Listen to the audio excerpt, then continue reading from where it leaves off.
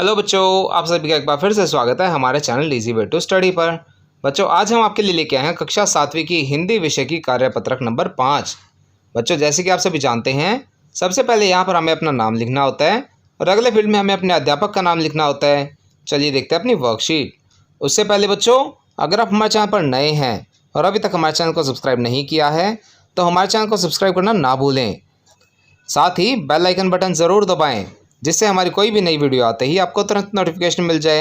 और बच्चों, अगर आपको हमारी वीडियोस पसंद आ रही हैं तो उन्हें लाइक करना और अपने फ्रेंड्स के साथ शेयर करना ना भूलें। चलिए देखते हैं अपनी वर्कशीट। हमारी वर्कशीट कहती है बच्चों, प्यारे बच्चों, इस बार जो पाठ हम पढ़ने जा रहे हैं उसका नाम है दादी माँ। नाम से ही आप समझ गए होंगे कि लेखक अपनी दादी को याद करते हुए लिखते हैं कि उनकी दादी किस प्रकार सबका ख्याल रखती थी। आइए जाने लेखक क्या कहते हैं और पूछे गए प्रश्नों के उत्तर दीजिए।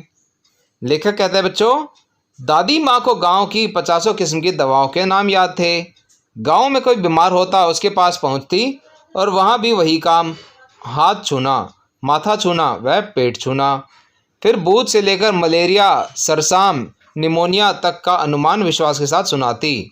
महामारी के दिनों में रोज सवेरे उठकर स्नान के बाद लवंग और गुड़ मिश्रित जलधर, गूगल और धूप, सफाई कोई उनसे सीख ले। दवाई में देरी होती, मिश्री या शहद खत्म हो जाता, चादर या गिलाफ नहीं बदले जाते तो वे जैसे पागल हो जाती। बुखार तो मुझे अब भी आता है, नौकर पानी दे जाता है, मैस महाराज अपने मन से पकाकर खिचड़िया साबू, डॉक्टर साहब आकर नाड़ी देख जाते हैं और कुनैनी मिक्सचर के तीखेपन के डर से बुखार भाग भी जाता है। पर न जाने क्यों ऐसे बुखार को बुलाने का जी नहीं करता। बच्चों, इसके बाद हमसे कुछ प्रश्न पूछे गए हैं। चलिए देखते हैं इन प्रश्नों के उत्तर। बच्चों, हमारा पहला प्रश्न है, गांव में कोई बीमार होता तो उसके पास पहुंचकर दादी माँ क्या करती थी।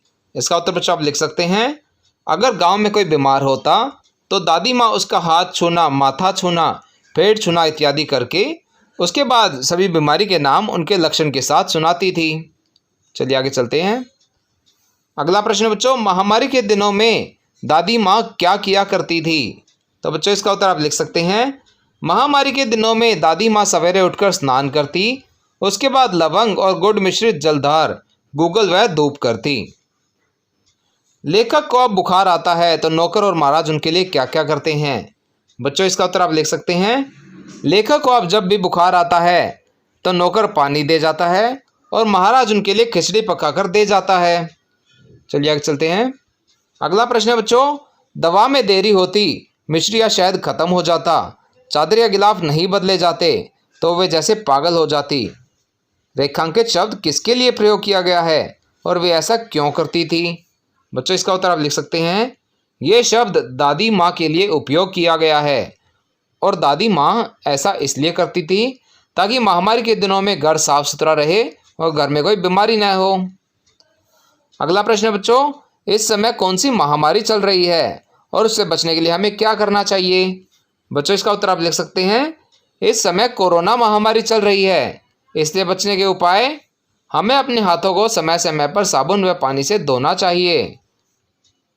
अगला बच्चों, मास्क पहनकर ही बाहर जाना चाहिए, लोगों से 1 गज की दूरी पर रहकर बात करनी चाहिए, सार्वजनिक स्थानों पर जाने से बचें और अगर जाएं तो किसी वस्तु को ना छुएं।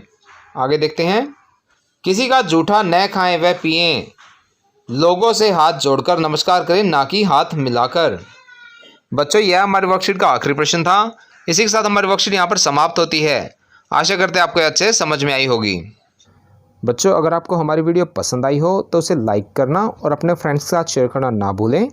साथ ही अगर आपका कोई क्वेश्चन है तो उसे आप कमेंट सेक्शन में ज़रूर पूछें, हम आपके क्वेश्चन को जल्द से जल्द आंसर करने की कोशिश करेंगे।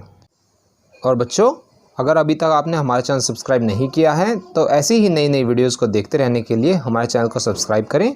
साथ ही बेल आइकन बटन ज़रूर दबाएं, जिससे हमारी कोई भी नई वीडियो आते ही आपको तुरंत नोटिफिकेशन मिल जाए। Thank you.